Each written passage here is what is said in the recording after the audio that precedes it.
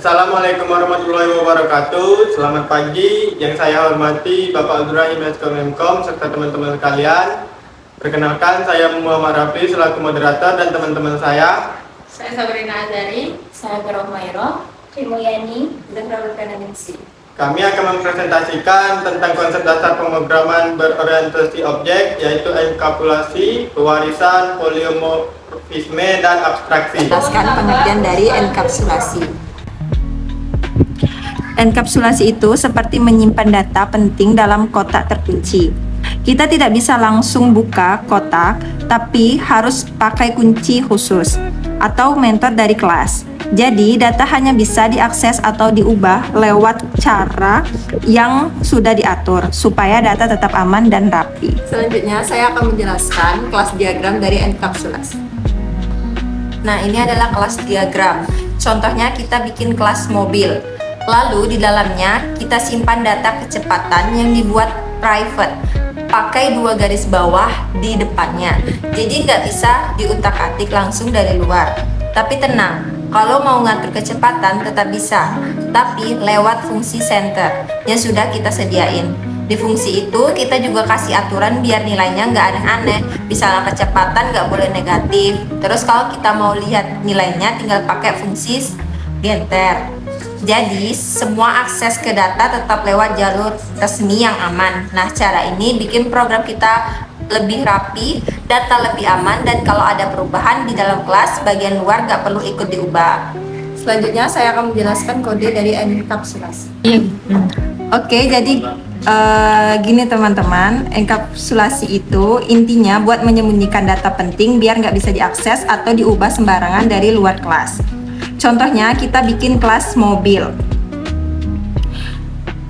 Lalu di dalamnya kita simpan data kecepatan yang dibuat private. Pakai 2 garis bawah di depannya, jadi nggak bisa diutak-atik langsung dari luar. Tapi tenang, kalau mau ngatur kecepatan tetap bisa, tapi lewat fungsi center yang udah kita sediain. Di fungsi itu kita juga kasih aturan biar nilainya nggak aneh-aneh. Misalnya kecepatan, nggak boleh negatif. Terus kalau kita mau lihat nilainya tinggal pakai fungsi getter. Jadi semua akses ke data tetap lewat jalur resmi yang aman. Nah, cara ini bikin program kita lebih rapi, data lebih aman, dan kalau ada perubahan di dalam kelas, bagian luar nggak perlu ikut ubah juga. Ini dia penjelasan tentang enkapsulasi.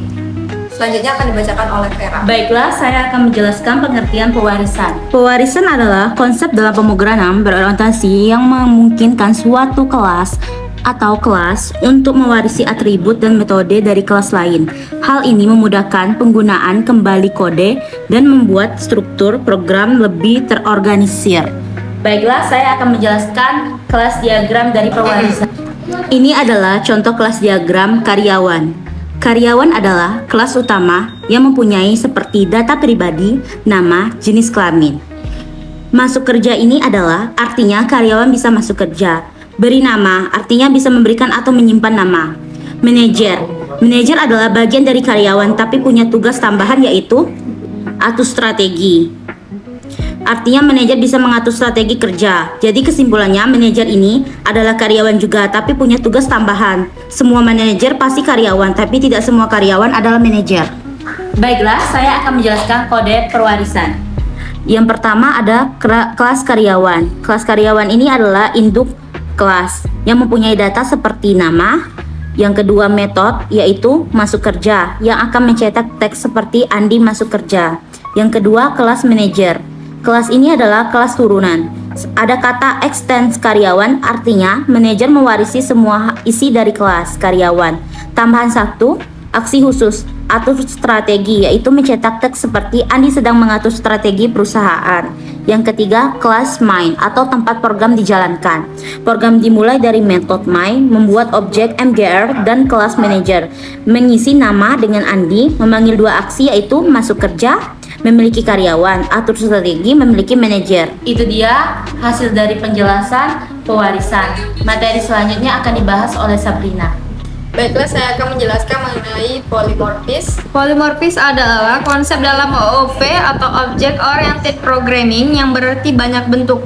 Artinya, satu fungsi bisa bekerja secara berbeda tergantung pada objek yang memanggilnya. Contoh gampangnya yaitu bayangkan kamu punya hewan. Ketika kamu bilang suara, kucing mengeong, anjing menggonggong, ayam berkokok, perintahnya sama yaitu suara. Tetapi hasilnya berbeda-beda tergantung jenis hewannya. Selanjutnya saya akan menjelaskan mengenai kelas diagram dari polimorfis. Di sini kelas hewan adalah kelas induk yang artinya semua jenis hewan akan mewarisi apa yang dimiliki oleh hewan seperti nama dan fungsi suara. Kemudian kucing dan anjing ini adalah kelas anak, mereka turunan dari hewan. Tapi mereka punya cara sendiri untuk bersuara. Jadi walaupun perintahnya yang sama yaitu suara, tapi kalau objeknya adalah kucing maka akan bersuara mengeong. Kemudian kalau objeknya anjing akan bilang guguk. Jadi intinya adalah diagram ini menunjukkan bahwa kucing dan anjing adalah hewan tetapi mereka punya suara yang berbeda. Inilah yang disebut polimorfis, yaitu satu nama fungsi tapi banyak bentuknya. Baiklah, selanjutnya saya akan menjelaskan kode dari polimorfis.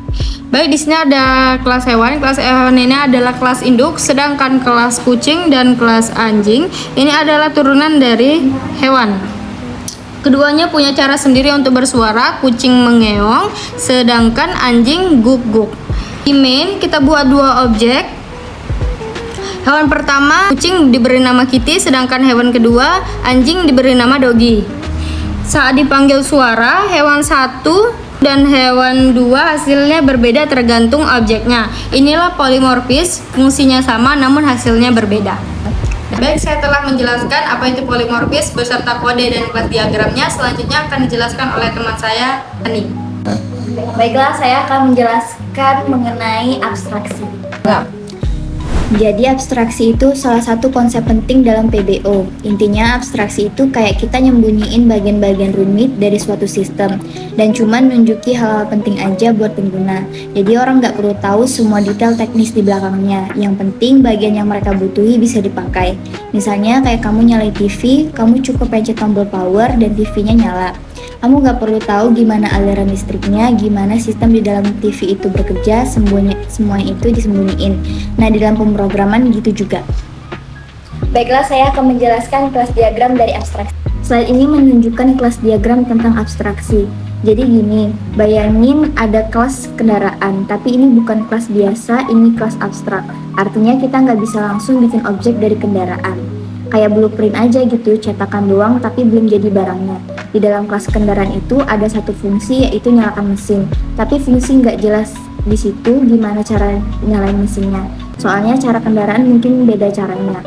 Nah, tugas anak-anak kelas ini harus bikin versinya sendiri. Nah, ada dua kelas turunan yaitu mobil dan motor. Dua-duanya ini anak dari kendaraan.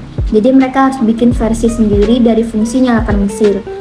Misalnya, mobil pencet tombol start, motor tarik tik starter atau pencet tombol, tapi yang penting semua kendaraan harus punya fitur nyalakan mesin.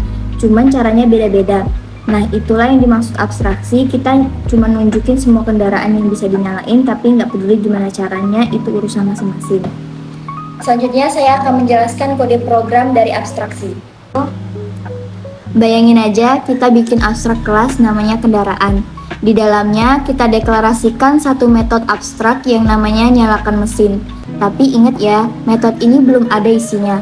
Terus kita bikin dua kelas yang nurunin dari kendaraan, yaitu mobil dan motor. Nah, di masing-masing kelas ini kita isi sendiri metode nyalakan mesin sesuai dengan karakteristiknya. Jadi di mobil metode ini akan dicetak mesin mobil dinyalakan, sementara motor isinya motor mesin dinyalakan. Yang menariknya lagi di bagian fungsi main, kita nggak perlu lagi langsung pakai tipe mobil atau motor. Kita pakai tipe kendaraan buat deklarasi dua objek. Misalnya kendaraan 1 dan kendaraan 2. Tapi masing-masing diisi dengan objek mobil dan motor. Ini yang disebut dengan abstraksi. Kita tahu ini kendaraan tapi nggak peduli jenisnya apa. Pada metode nyalakan mesin dipanggil, sistem bakal tahu harus pakai versi yang mana sesuai objek yang sebenarnya. Jadi walaupun kita manggil metode dari variabel bertipe kendaraan, hasilnya tetap beda tergantung pada aplikasi, apakah itu mobil atau motor. Baik, kesimpulan dari materi yang telah disampaikan adalah pendekatan modern dalam pengembangan perangkat lunak yang menawarkan struktur kode yang lebih rapi, aman, dan mudah dipelihara melalui penerapan konsep utama seperti enkapsulasi, abstraksi, pewarisan, dan polimorfis. Enkapsulasi menjaga keamanan data dengan membatasi akses langsung ke atribut. Abstraksi menyederhanakan sistem dengan hanya menampilkan informasi penting. Pewarisan memungkinkan reuse kode antar kelas, dan polimorfis memberikan fleksibilitas dengan membiarkan satu metode berperilaku berbeda sesuai objeknya. Keempat prinsip ini mendukung pengembangan aplikasi yang lebih efisien, struktur, serta memudahkan kolaborasi tim dalam proyek perangkat lunak berskala besar. Sekian presentasi dari kelompok kami. Mohon maaf jika ada kekurangan dalam penyampaian materi. Kami ucapkan banyak terima kasih. Wassalamualaikum warahmatullahi wabarakatuh.